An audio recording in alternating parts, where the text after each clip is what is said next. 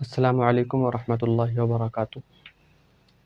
جیسے کہ آپ تمام احباب کو حضرات کو معلوم ہے کہ ہماری قرآن کریم کی کلاسز چلتی ہے اور چل رہی ہے الحمدللہ، بالکل بیسک سے نورانی قاعدے سے سمجھایا ہے، اور نورانی قاعدے کی ایک تختی نمبر 1 مکمل ہو چکی ہے۔ اب تختی نمبر 2 شروع کرنے سے پہلے میں آپ تمام حضرات کے سامنے ایک بہت ہی نالج کی ایک بات ہے، یعنی ایک جانکاری ہے جو میں نے ریسرچ کیا ہے قرآن کریم کے اندر۔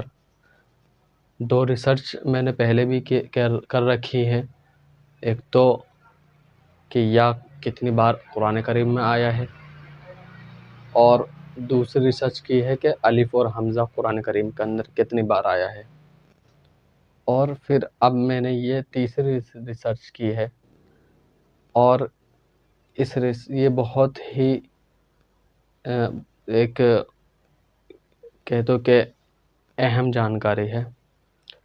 اکثر لوگوں کو اس کے بارے میں پتہ نہیں ہے۔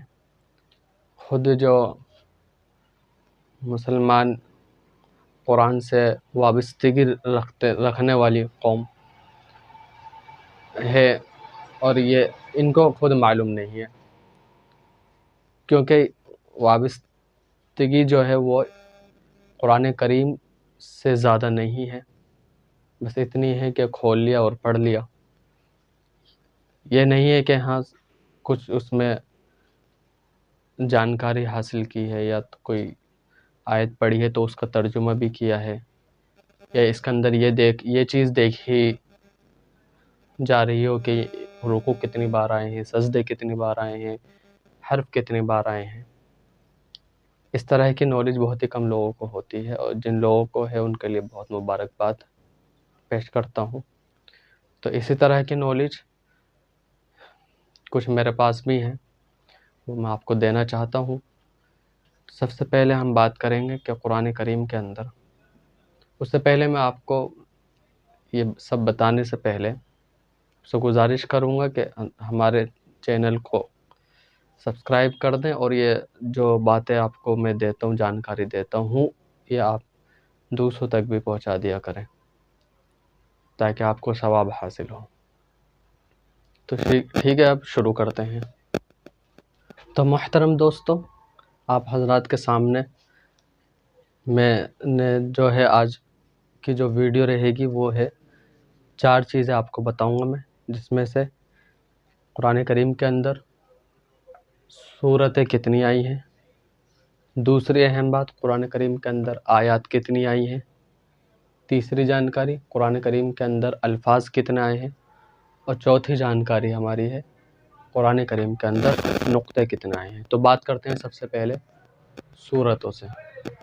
قرآن کریم کے اندر 114 سورتیں آئی ہیں، انگلش میں بولیں تو 114 سورتیں آئی ہیں پورے قرآن کریم کے اندر۔ آیات کی بات کریں تو 6666 بار آیا ہے، آیتیں آئی ہیں۔ آیتوں کا مطلب میں نے آپ کو بتایا تھا کہ آیت مطلب ہوتا ہے اس طریقے سے جو آیت قرآن کریم کے اندر ہوتی ہے، جس کے اندر گنتیاں لکھی رہتی ہیں، 1 2 3 اس طریقے سے۔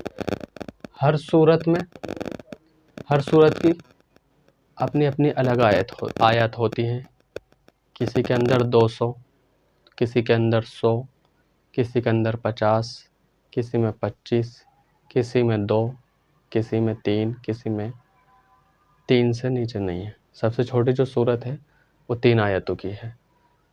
تو ہم نے بات کر لی صورت 114 ہے، آیت 6666 ہے۔